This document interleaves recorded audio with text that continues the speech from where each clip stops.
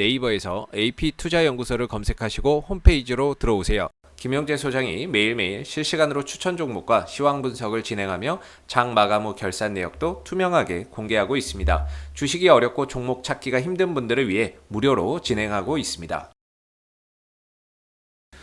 안녕하세요. 오늘 LG 디스플레이를 함께 살펴볼 AP투자연구소의 이세훈 전략팀장입니다. 코드 번호는 034220번이고요. 현재 시각은 6월 11일 1시 5분을 지나가고 있는 시점이 되겠습니다. 오늘 이제 LG 디스플레이는 소폭 상승 흐름들 현재 보여주고 있는 모습인데요. 전반적으로 최근 이제 흐름들, 최근 한 2달 정도의 흐름이 상당히 좀 탄력도 많이 떨어져 있고, 주가의 움직임이나 이런 부분들이 상당히 좀 제한적인 범위 내에서 흐름을 만들어 나가고 있다라고 생각이 듭니다. 사실 이제 LG 디스플레이의 올 한해 실적적인 부분에 있어서 연간 기준 그동안에 이제 적자 흐름들을 기록을 하다가 올 한해는 흑자로 좀 턴 어라운드 되는 그런 이제 한 해가 좀 될 것으로 보고 있고, 그 다음에 1분기 실적 작년 3분기부터 시작해서 그 다음에 이제 4분기 실적, 이번에 발표된 1분기 실적, 그리고 앞으로 발표될 2분기 실적이나 이런 부분들에 있어서도 LCD 패널 가격의 상승과 OLED의 출하량 증대, 이런 기대감 속에서 역시나 이제 좋은 실적이 2분기에도 만들어질 것이라고 보고 있습니다. 그래서 이런 부분에 있어서의 어떠한 변화나 이런 것들이 생긴 것은 아니기 때문에 기업의 가치나 이런 것들이 크게 이전과 지금에서 크게 달라졌다거나 전망이 좀 크게 바뀌었다거나 이렇게 볼 만한 부분들은 뭐 딱히 없다라고 보여지는데요.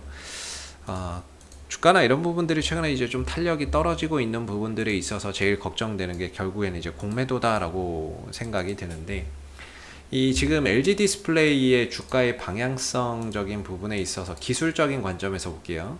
그런 관점에서 보면 일단 추세의 변화가 가장 눈에 띄죠. 5월 달에 공매도 재개가 딱 되게 되면서 그 이후로부터는 지난해 연말부터 이렇게 이어왔었던 상승세가 꺾였어요. 추세의 전환이 일어난 거죠. 추세가 상승해서 다소 좀 횡보하는 흐름으로 전환이 일어났습니다. 그러다 보니까 주가나 이런 부분들이 상당히 좀 제한적인 움직임을 가져가고 있는 그런 이제 모습인데, 이 시점에 공매도가 최근에 다시 좀 늘어나고 있다라는 게 조금 걱정이 되는 부분입니다.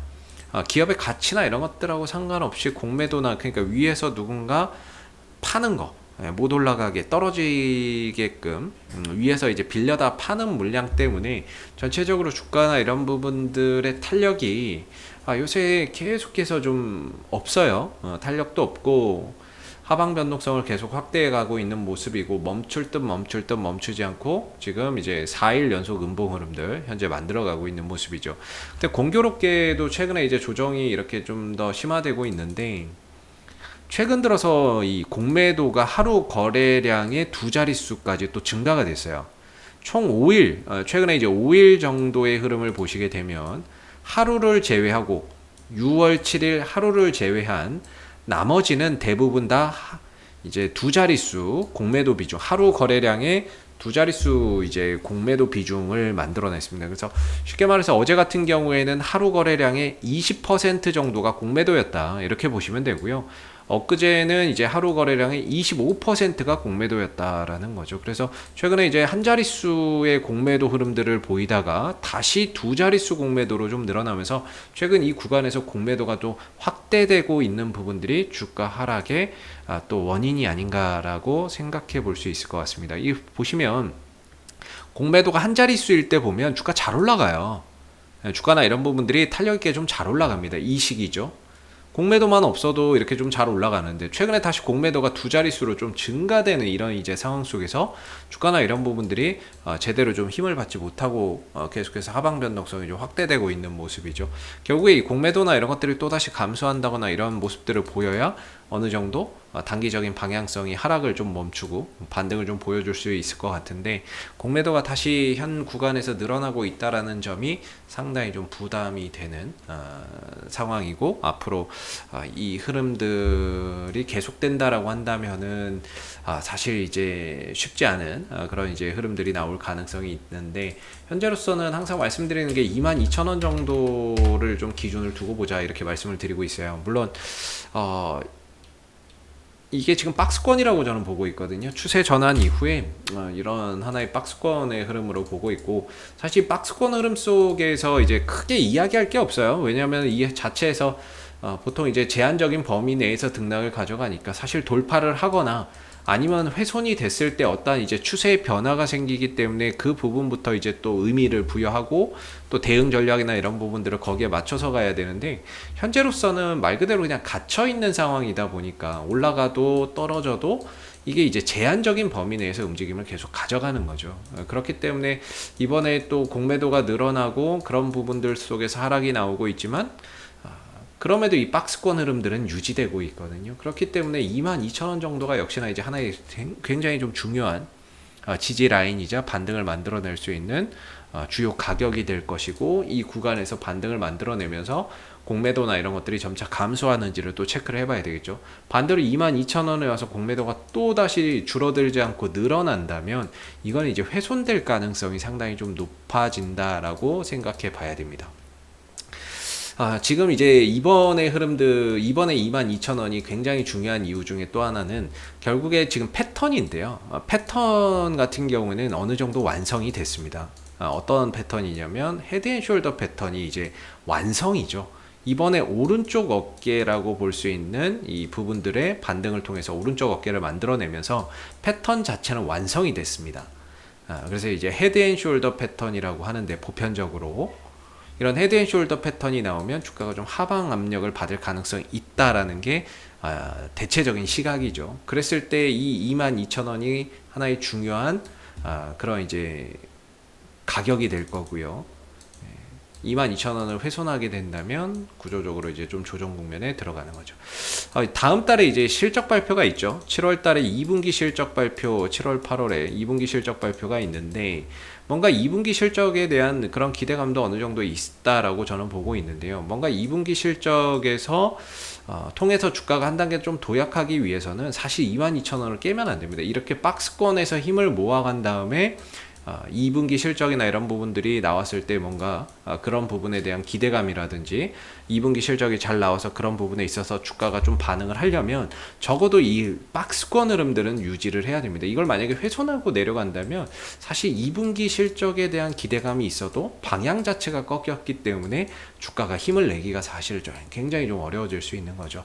그래서 최근에 좀 걱정되고 있는 건 뭐 어차피 단기적인 방향성이야 이전에 24,700원을 터치하고 돌파하지 못하면서 꺾이는 부분이기 때문에 뚫을 때 못 뚫어서 떨어지는 그런 자연스러운 조정인데, 중요한 건 이 조정의 공매도가 다시 늘어나고 있다는 게 좀 걱정인 거죠. 그런 부분들이 좀 걱정이고, 패턴도 좀 완성됐기 때문에 그런 부분들도 다소 좀 걱정이고, 그래서 이번에 22,000원짜리가 굉장히 또 내려왔을 때 중요한 하나의 변곡점이자 중요한 이제 그 구간이 가격이 될 거라고 생각이 들고요. 거래량적인 추이에서도 왼쪽 어깨에 제일 이제 이렇게 거래량이 많고, 그 다음에 머리, 그 다음에 이제 오른쪽 어깨로 갈수록 거래량이 줄어드는 형태이기 때문에 전형적으로 이제 그 헤드앤숄더 패턴에서 나오는 그런 거래량의 형태와도 상당히 유사하다라고 볼 수 있습니다. 그래서 싱크로율은 거의 90% 이상인데, 과연 22,000원을 지켜내고 돌려 나가는지 아니면 깨고 또 떨어지는지에 따라서 전략이나 이런 부분들이 좀 더 달라질 수밖에 없는 것 같고요.